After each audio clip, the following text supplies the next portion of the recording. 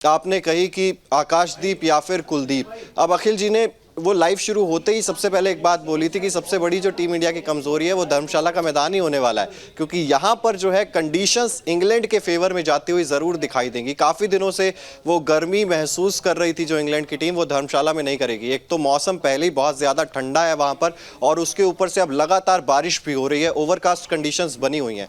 अब जब overcast conditions बनी हुई हैं तो सामने वाली टीम तो 3 पेसर्स के साथ उतर सकती है, और उनके तीनों पेसर्स ही ऐसे हैं कि एक से बढ़कर एक, कोई भी किसी को भी आप कम नहीं आंक सकते। और उनके पास जेम्स एंडरसन है जो कि किसी भी वक्त टीम इंडिया को मुश्किल में डाल सकते हैं। और अगर हम इंडिया की बात करें, अब आपको उसको काउंटर करना है तो फिर आप आकाशदीप को शायद बाहर नहीं करना चाहेंगे, क्योंकि पिछले मैच में कमाल का डेब्यू रहा था आकाशदीप का। तो ऐसे मेरे हिसाब से चांसेस यही लग रहे हैं मुझे कि कुलदीप यादव को शायद बाहर बैठना पड़ सकता है, और इंडिया की टीम भी 3 पेसर्स के साथ खेलती हुई नजर आ सकती है। बिल्कुल, यानी कि एक बात तो अखिल भाई, ये जो हमारे चिराग सुखीजा जी ये चाहते हैं रजत पाटीदार एक मैच और खेले। वो आरसीबी प्रेम बोल रहा है। अच्छा, आरसीबी प्रेम बोल रहा है, ऐसा भी लेकिन चाहता है कि पाटीदार खेले। अच्छा, हम आपको ये दिखा भी देते हैं स्टैट्स वैसे रजत पाटीदार की सीरीज में रहे क्या है, क्योंकि 3 मैच उन्होंने खेले हैं इस सीरीज में, और तीनों में अगर एक इनिंग छोड़ दें जिसमें वो डेब्यू किया था उस फर्स्ट इनिंग में, पहली पारी, हाँ, उसमें बड़ा अच्छा वो दमखम दिखाया था उन्होंने। ये हम स्टैट्स भी आपको दिखा रहे हैं, 3 मैचों में सिर्फ 63 रन है और 10 की एवरेज है। अखिल जी, 50 और 100 तो भूल जाइए, 0-0 है।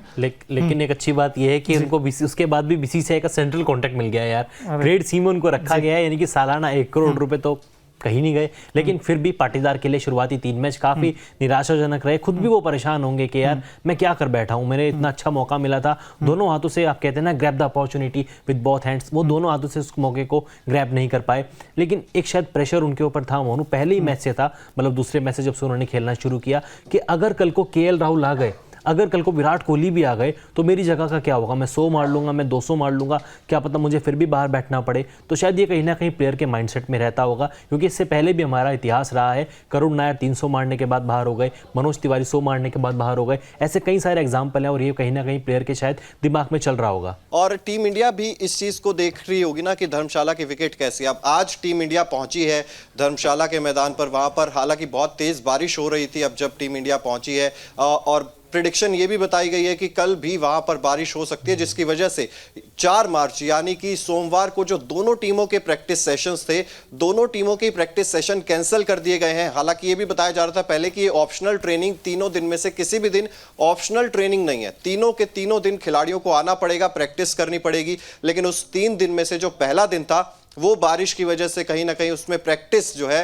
वो कैंसिल कर दी गई है। और ये चीज भी देखनी होगी कि जो तीनों दिन का प्रैक्टिस का शेड्यूल आया था, 2 दिन उसमें से इंडिया को सुबह प्रैक्टिस करनी थी, 1 दिन जो बीच में जो मंगलवार का दिन था वहां पर टीम इंडिया को शाम में प्रैक्टिस करनी थी। ये चीज किस लिए की जाती है, ताकि आपको दोनों समय के कंडीशंस का पता चल जाए कि सुबह किस तरीके का मौसम रहता है, पिच किस तरीके की रहती है, कंडीशंस किस तरीके की रहती हैं, और दूसरी तरफ शाम को किस तरीके की कंडीशंस रहती हैं, क्या वेदर फोरकास्ट रहता है, उस हिसाब से इसी तरीके का शेड्यूल बनाया गया था। लेकिन इसमें से 1 दिन अगर आपका माइनस हो जाता है तो कहीं ना कहीं परेशानी दोनों टीम को ही आने वाली है।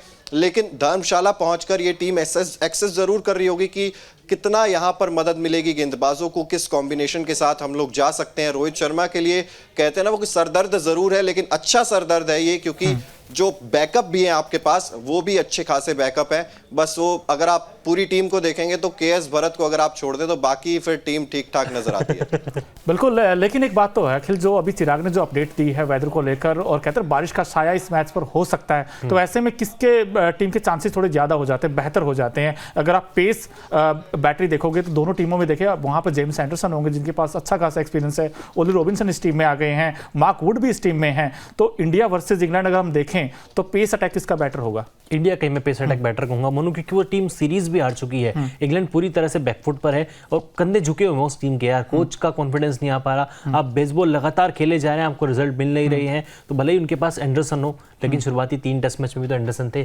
तब उन्होंने क्या कर लिया, तब भी उन्होंने कुछ नहीं किया। और आप ये भी नहीं कह सकते कि स्पिन ट्रैक था, रैंक टर्नर आपको मिला है। तीनों शुरुआती 3-4 टेस्ट मैच हुए हैं वहां पर इस तरह का विकेट नहीं था, अच्छा विकेट था वहां पर, तेज गेंदबाजों के लिए भी मदद थी। पुमराज का सबसे बड़ा एग्जांपल है, 3 मैचों में 17 विकेट लिए हैं। राजकोट में जब सिराज ने 4 विकेट लेके दिखाए थे पहली पारी में, आकाशदीप ने रांची में 3 विकेट लिए, तो ये तो कहना गलत होगा कि रैंक टर्नर मिला है या स्पिन विकेट था। यहाँ पर तेज गेंदबाजों ने कुछ नहीं किया शुरुआत में भी इंग्लैंड के लिए। मैं भी कहूँगा इंडिया का पेस अटैक बहुत ज़्यादा बेटर है।